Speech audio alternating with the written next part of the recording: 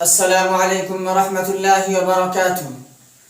محرم نہ تو غم کا مہینہ ہے اور نہ تو سوگ کا مہینہ ہے، نہ اس مہینے میں شادی بیاہ سے روکا گیا ہے اور نہ ہی اس مہینے میں اچھے کپڑے پہننے سے منع کیا گیا ہے۔ اگر سیدنا حسین رضی اللہ عنہ کی شہادت کی وجہ سے اس مہینے کو غم کا مہینہ قرار دیا جائے تو اس سے زیادہ غم کا مہینہ تو ربیع الاول کا ہونا چاہیے تھا، کیونکہ اس میں سیدنا حسین رضی اللہ عنہ کے نانا سید المرسلین جناب محمد الرسول اللہ صلی اللہ علیہ وسلم اس دنیا سے رخصت ہوئے ہیں۔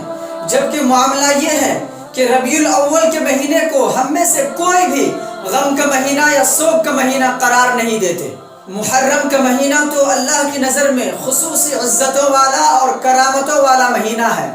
یہ ان 4 مہینوں میں سے ہے جسے اللہ رب العزت نے خصوصی شرف اور خصوصی عزت سے نوازا ہے، اور فرمایا ہے کہ تم ان 4 مہینوں میں یعنی ذوالقعدہ، ذوالحج، محرم اور رجب، ان 4 مہینوں میں تم لڑائی جھگڑا مت کرو اور نہ ہی تم گناہ کے قریب جاؤ۔ اس مہینے میں روزہ رکھنا اللہ کو بے حد پسند ہے۔ رمضان المبارک کے بعد جس مہینے کے روزہ اللہ کو زیادہ پسند ہے وہ یہی محرم الحرام کا مہینے کا روزہ ہے، اور خاص طور پر عاشورہ کا روزہ یعنی 10ویں محرم کا روزہ، جس کے بارے میں ہمارے پیغمبر جناب محمد الرسول اللہ صلی اللہ علیہ وسلم نے فرمایا کہ مجھے امید ہے کہ عاشورے کے روزے یعنی 10ویں محرم کے روزے سے اللہ رب العزت پچھلے سال کے تمام گناہ معاف کر دیں گے، یعنی چھوٹے چھوٹے گناہ، اور جہاں تک کبیرہ اور بڑے بڑے گناہوں کی بات ہے تو وہ توبہ کے بغیر معاف نہیں ہوتے۔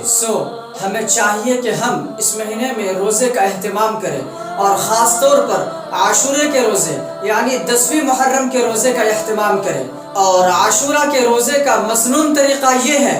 کہ 10ویں محرم کے ساتھ 9ویں محرم کو بھی ملا لیا جائے، یا 10ویں محرم کے ساتھ 11ویں محرم کو بھی ملا لیا جائے۔ اور جہاں تک سوگ منانے کی بات ہے، ماتم کرنے کی بات ہے، تو سوگ تو اس پر منایا جاتا ہے جو مر گیا ہو، ماتم تو اس پر کیا جاتا ہے جو مر چکا ہو۔ جبکہ سیدنا حسین رضی اللہ عنہ اللہ کی راہ میں شہید ہوئے ہیں، اور شہید کے بارے میں اللہ کا حکم ہے کہ تم شہید کو مردہ مت کہو، وہ زندہ ہے لیکن تم سمجھ نہیں پاتے۔ اور دوسری بات، کسی کی موت پر 3 دن سے زیادہ سوگ منانا شریعت میں جائز ہی نہیں، تو پھر کیسے سوگ منائیں اور کیسے ماتم کریں؟ سیدنا حسین سے محبت یہ نہیں کہ ان کے غم میں سینہ پیٹا جائے، ان کے غم میں کپڑے پھاڑے جائیں، ان کے غم میں جسم کو لہو لہان کیا جائے، بلکہ سیدنا حسین رضی اللہ عنہ سے اصلی محبت تو یہ ہے کہ ان کی اتباع کی جائے، ان کی طرح نیکیوں میں سبقت کیا جائے، ان کی طرح گناہوں سے بچا جائے، ان کی طرح شریعت پر چلا جائے۔